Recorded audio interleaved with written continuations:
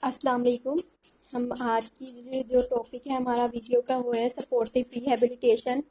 Types of rehabilitation थी on the basis of treatment. तो आज हम पढ़ेंगे सपोर्टिव रिहैबिलिटेशन। सपोर्टिव रिहैबिलिटेशन क्या होता है? सपोर्टिव रिहैबिलिटेशन जो होता है ना, इसमें हम सपोर्ट करते हैं ट्रीटमेंट को यूजिंग रेजिडुअल एक्टिविटीज़।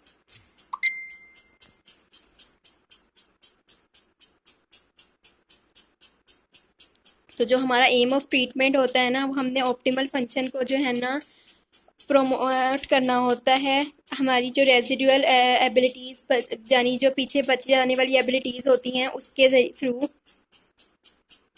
तो हमने जो हमारा एक्टिविटी होती है यानी हमारा टास्क होता है उसको हमने चेंज करना होता है टू अचीव फंक्शन। और बेसिकली हमारा जो टारगेट ऑफ इंटरवेंशन होता है इसमें अनइन्वॉल्व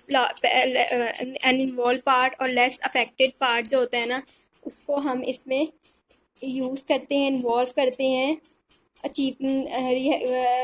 अपने टास्क के अचीवमेंट के लिए।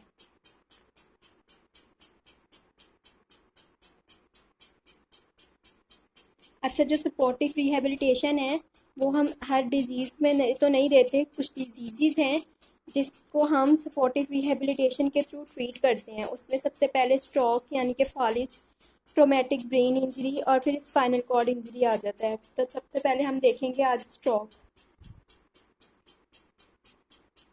अच्छा, अब हमें पता है कि जो स्ट्रोक होता है उसको अगर हम लिम्स के जितने स्ट्रोक की वजह से जो भी हमारा बॉडी पार्ट अफेक्टेड होता है उसको हम स्ट्रोक को फिर हम मज़ीद 4 टाइप्स में डिवाइड कर देते हैं। कि पहला आ जाता है हेमीप्लीजिया, जिसमें वन साइड ऑफ बॉडी जो है ना अफेक्टेड होती है। पैराप्लीजिया, जिसमें हमारी दोनों लेग्स इन्वॉल्व होती हैं। टेराप्लीजिया कि हमारी 3 लिम्स इन्वॉल्व हो जाती हैं। और क्वाड्रीप्लीजिया कि हमारी ऑल 4 लिम्स इन्वॉल्व होती हैं, यानी दोनों हैंड्स, दोनों आर्म्स और दोनों लेग्स। तो हमारा जो ट्रीटमेंट है, हमने जो according to needs based treatment होता है। तो हमारा जो 4 टाइप्स हैं, 4 टाइप्स हैं स्ट्रोक की, इसमें सेपरेट ट्रीटमेंट होता है सपोर्टिव रिहैबिलिटेशन पे। तो हम सबसे पहले देखते हैं हेमीप्लीजिया में।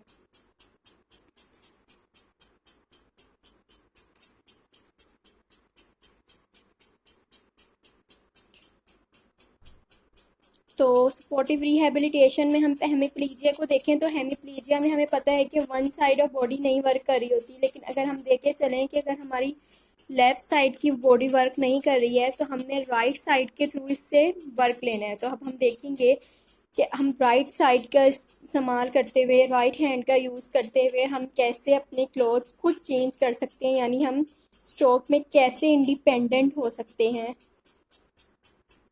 और ये जो सपोर्टिव रिहैबिलिटेशन होती है basically early phase of rehabilitation में हम इसको यूज़ करते हैं स्ट्रोक की। लेटर हम इसको नहीं करते।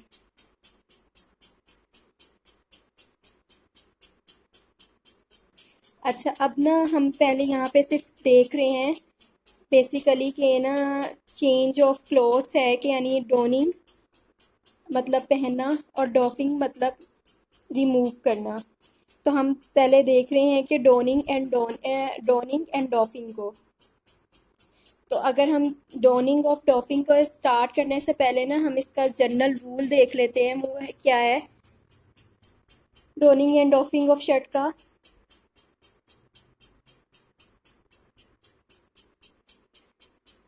तो जो जनरल रूल है डोनिंग एंड डॉफिंग का वो ये है कि हमने पहले जो है ना अफेक्टेड आर्म या अफेक्टेड लेग को जो है ना पहले हमने स्टार्ट करना है। और जो है ना जब हम शर्ट को पहनते हैं यानी शर्ट और ट्राउज़र को हम पहनते हैं यानी हम डूनिंग करते हैं।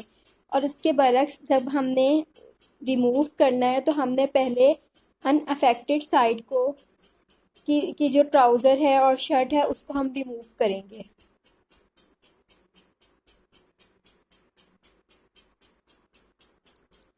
तो अब ये डूनिंग ऑफ शर्ट के मेथड हैं, डिफरेंट मेथड हैं। तो हम सबसे पहले एक फर्स्ट मेथड देख रहे हैं। ये वाला मेथड जो है ये बेसिकली जो है बटन्स वाली जो शर्ट होती है, ओपन बटन शर्ट्स, उसके लिए है। तो हमने पहले क्या करना है, हमने गैप्स कर लेना है नॉर्मल हैंड से और उसको शर्ट को ट्विस्ट करना है। फिर हमने जो है ना अपने लैब के ऊपर उसको पोजीशन करना है ऐसे कि इनसाइड अप हो और कॉलर जो होता है ना उसका हमारी चेस्ट के टूवर्ड हो। फिर हमने जो है ना हमारी जो स्लीव ओपनिंग है अफेक्टेड साइड की वो लार्ज होनी चाहिए और क्लोज होनी चाहिए अफेक्टेड हैंड के, जो कि हमारा लैब के ऊपर रेस्ट होता है। फिर हमने स्ट्रॉन्गर हेड की मदद से जो है ना अफेक्टेड हैंड को स्लीव ओपनिंग में रखना है और फिर हमने उसको पुल करना है गारमेंट को एल्बो तक।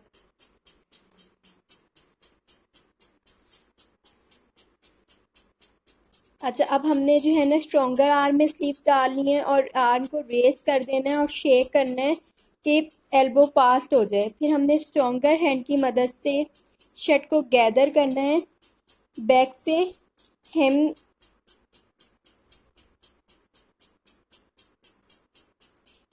बैक की तरफ लेके जानी है, हेम से कॉलर की तरफ, और शर्ट को जो है ना रेस कर देना है हेड की तरफ। फिर हमने जो है ना लीन फॉरवर्ड करना है और फिर डक को हेड करना है, जिसकी वजह से जो हमारी शर्ट है ना वो ओवर हेड जो है ना इजीली हम पास कर सकते हैं।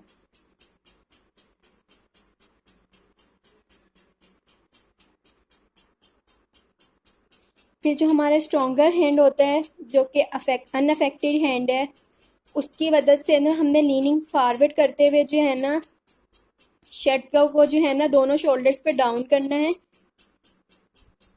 और जो शर्ट की टेल है उसको पुल करना है।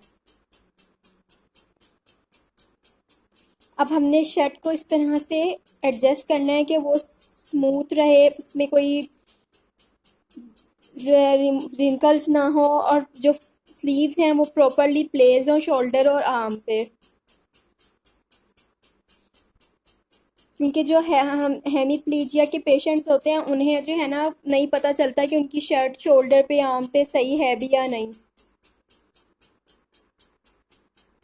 अब जो है ना अब हमने बटन्स बंद करने हैं इसके, तो हमने सबसे पहले जो है ना सबसे लास्ट वाले बटन को जो है ना पहले बंद करना है, फिर बाद में बाकी करने हैं। लेकिन जो है ना अब यहाँ पे बटन्स के हवाले से हमारे पास जो है ना सम एडेप्टेशंस होती हैं, हम चेंजिंग करते हैं, वो ये होती हैं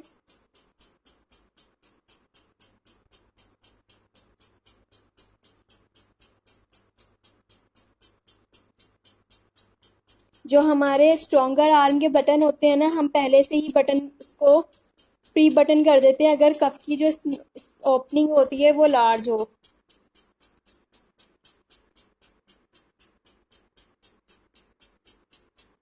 या फिर हम जो है ना इसमें थोड़ा एंड्स को पहले ही सी देते हैं इलास्टिक थ्रेड के थ्रू, या फिर हम small type of tab of elastic या इन फेस्टन कोई टाइप मटेरियल इलास्टिक मटेरियल को हम पहले ही कप में डाल देते हैं।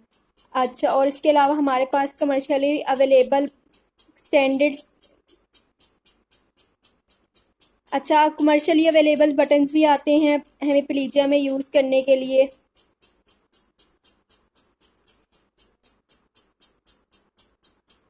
फिर एक और ऑप्शन वो बता रहे हैं कि ये जो है ना स्मॉल बटन होता है जो कि क्रोएशिया का जो लूप होता है ना उसके इलास्टिक थ्रेड के थ्रू हम यूज़ कर सकते हैं। तो ये डिफरेंट बटन्स हैं जो कि हम हेमीप्लीजिया में यूज़ कर सकते हैं शर्ट्स के लिए, कि हमारे जो हेमीप्लीजिया के पेशेंट हैं उन्हें अपनी शर्ट्स बटन बंद करने में इजीली रहे। और ये देख लें, ये पूरा प्रोसीजर जो है पूरा पिक्स के थ्रू एक्सप्लेन किया हुआ है कि किस तरह हमने शर्ट को सेट करना है। हेमीप्लीजिक स्ट्रोक के पेशेंट ने अपनी शर्ट को किस तरह सेट करना है, फिर किस तरह से पहनना है। ठीक से अच्छा, अब ये बटन वाली शर्ट को हमने कैसे रिमूव करना है कि हमने अनबटन करना है शर्ट को, लीन फॉरवर्ड करना है और फिर हमने स्ट्रॉन्गर हैंड से कॉलर को ग्रैब्स कर लेना है, सारा मटेरियल गैदर हो जाएगा फ्रॉम कॉलर टू हेम। फिर हम लीन फॉरवर्ड करते हैं और उसमें डक हेड करते हैं और फिर हमारी शर्ट को हम पुल ओवर कर लेते हैं। फिर हम स्मूव करते हैं, स्लीव्स को रिमूव करते हैं स्ट्रॉन्गर साइड की, फिर हम अफेक्टेड साइड की। अच्छा, अब ये सेकंड मेथड है डूनिंग ऑफ शर्ट का, वो ये है कि अगर जिनसे शर्ट ट्विस्ट नहीं होती और हम उन्हें मुश्किल होती है स्लीव्स को डाउन करने में, स्लाइड करने में, तो वो ये वाला मेथड भी यूज़ कर सकते हैं। तो हमारे फर्स्ट 3 स्टेप सेम होंगे जो हमने फर्स्ट मेथड में पढ़े थे। नेक्स्ट जो हमारा डिफरेंट मेथड है वो ये है कि हमने स्ट्रॉन्गर हैंड लेना है। हमने और उस स्ट्रॉन्गर हैंड की मदद से हमने अफेक्टेड आर्म को जो है ना स्लीव में डालना है। लेकिन हमने जो है ना इसको शर्ट को जो है ना एल्बो तक पुल नहीं करना।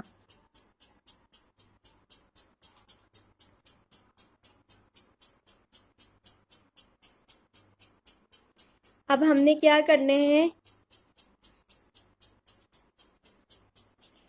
अब हमने जो हमारा अनअफेक्टेड आर्म है वो स्लीव में डालना है और उसको शर्ट को बिल्कुल अपने हैंड को बिल्कुल स्ट्रेट ऊपर तक लेके जाना है 180 डिग्री तक। उससे जो हमारा जो फैब्रिक में है टेंशन जो होती है वो क्या करती है, स्ट्रॉन्गर आर्म की स्ट्रॉन्गर आर्म से वो अफेक्टेड आर्म को जो है ना भी पोजीशन में ले आती है।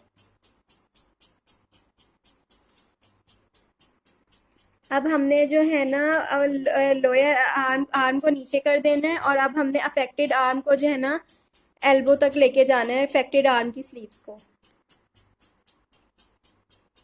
और फिर हमारा जो बाकी मेथड है वो सेम ही है जो मेथड 1 में यूज हो रहा था।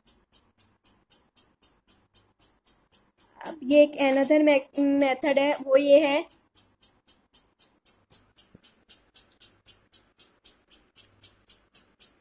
इसमें हमने क्या करना है, ये थर्ड मेथड है शर्ट ट्यूनिंग का, कि हमने सेम मेथड 1 वाले 4 प्रोसीजर की तरह हमने इसको लैप करना है, ट्विस्ट करना है सेम मेथड 1 की तरह। फिर हमने इसमें क्या करना है, इसमें हमने अफेक्टेड आर्म की जो स्लीव्स हैं उसको शोल्डर तक लेके जाना है। फिर हमने स्ट्रॉन्गर हैंड की मदद से कॉलर को जो है ना ग्रैप्स करना है, ऑन स्ट्रॉन्गर साइड हमने लीन फॉरवर्ड करना है और हमने जो है ना आर्म को वहां लेके जाना है और हमारा जो आर्म जो है ना हमारा पीछे को जाएगा और हमने शर्ट को कैरी करना है स्ट्रॉन्गर साइड की तरफ। फिर हमने जो है ना स्ट्रॉन्गर साइड की जो स्लीव्स हैं, स्ट्रॉन्गर आर्म है, उसको हमने स्लीव में रखना है।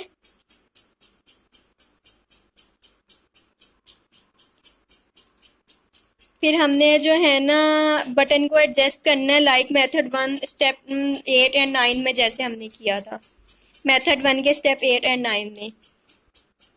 ये आप देख लें, ये जो इसको फिगर्स के थ्रू जो है ना किस तरह हमने इसको बैक पे लेके गए हैं स्ट्रॉन्गर साइड से अफेक्टेड साइड की तरफ से हम इसको स्ट्रॉन्गर हार्ट से अफेक्टेड की तरफ बैक पे लेकर गए हैं और फिर हम वापस राइट साइड पे लेकर आए हैं इसको। अब है कि हमने ट्राउज़र को जो है ना चेंज करना है, कैसे करना है, तो उसके लिए ये है कि हमने सिटिंग में हो हमारी चेयर पर या फिर हमारी जो व्हील चेयर है वो लॉक्ड हो। हमने जो है ना स्ट्रॉन्गर आर जो है ना हमारी उसमें हमारा जो 90 डिग्री ऑफ नी जो है ना वो फ्लेक्स हो 90 डिग्री पे।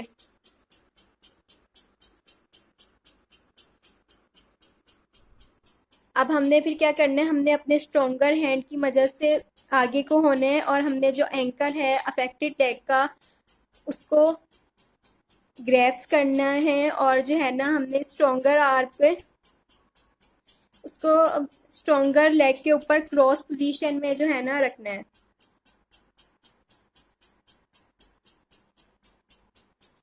फिर हमने ट्राउज़र को स्लिप करना है कि इस पोजीशन पर कि ट्राउज़र जो फुट जो होता है ना वो कंप्लीटली जो है ना इनसाइड ट्राउज़र हो और जो हमारी जो ट्राउज़र है हमने नी से जो है ना ऊपर तक पुल नहीं करना, नहीं तो हमारे लिए डिफ़िकल्ट हो जाएगा स्ट्रॉन्गर लेग पे ट्राउज़र को इंसर्ट करना।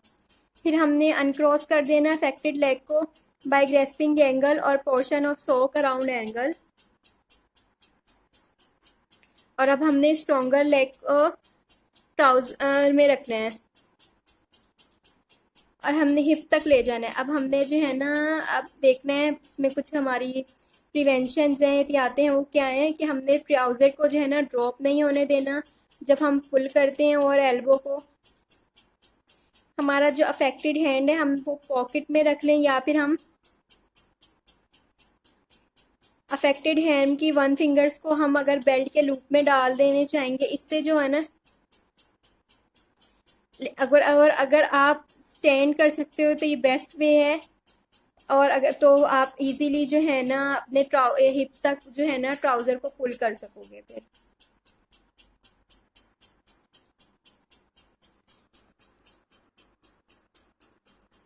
तो अगर अगेन मैं यही कहूँगी कि अगर आपका बैलेंस है स्टैंडिंग में तो फिर आप खड़े होके ही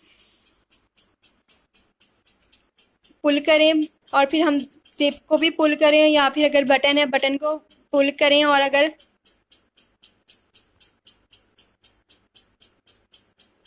ये सारा मेथड है चेंजिंग का कि कैसे आपने लेग को क्रॉस करना है और किस तरह करना है, और अगर बैठ के करना है तो कैसे करना है, और लेट के खड़े होकर करना है तो कैसे करना है।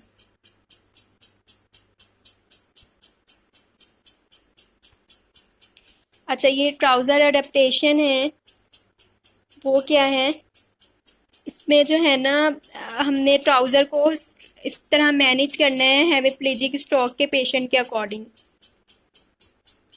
तो हमने क्या करना है, हमारा जो ट्राउज़र है अगर हमारा बटन फ्लाई और फ्रंट ओपन ट्राउज़र होगा तो हमारे लिए जो स्ट्रोक का पेशेंट होता है उसके लिए उसको पहनना आसान होता है बानिस्बत जिपर ट्राउज़र के। और अगर वेलक्रो स्ट्रैप्स वाले हैं तो भी इजी है, क्योंकि बटन और जिपर की वजह से रिप्लेसमेंट हो जाती है और वो इजी हो जाता है बंद करना। इसी तरह अगर हमने स्लाइटली लार्ज साइज़ में लेना है एंकल, और लार्ज साइज़ में हो ट्राउज़र, और जो है ना वाइड ओपनिंग हो एंकल की साइड पे, और जो है ना जब हमने ट्राउज़र्स को पहनना है चेंज करना है तो हमारे जो फुट हैं वो फ्लैट हों, फीट फ्लैट हों फ्लोर के ऊपर, नॉट रेस्ट कर रहे हों व्हील चेयर के फुट रेस्ट पे ना हो, तो ये बेहतर हम इजीली तरीके से हम मूव कर सकते हैं। तो ये था हमारा आज का टॉपिक जिसमें हमने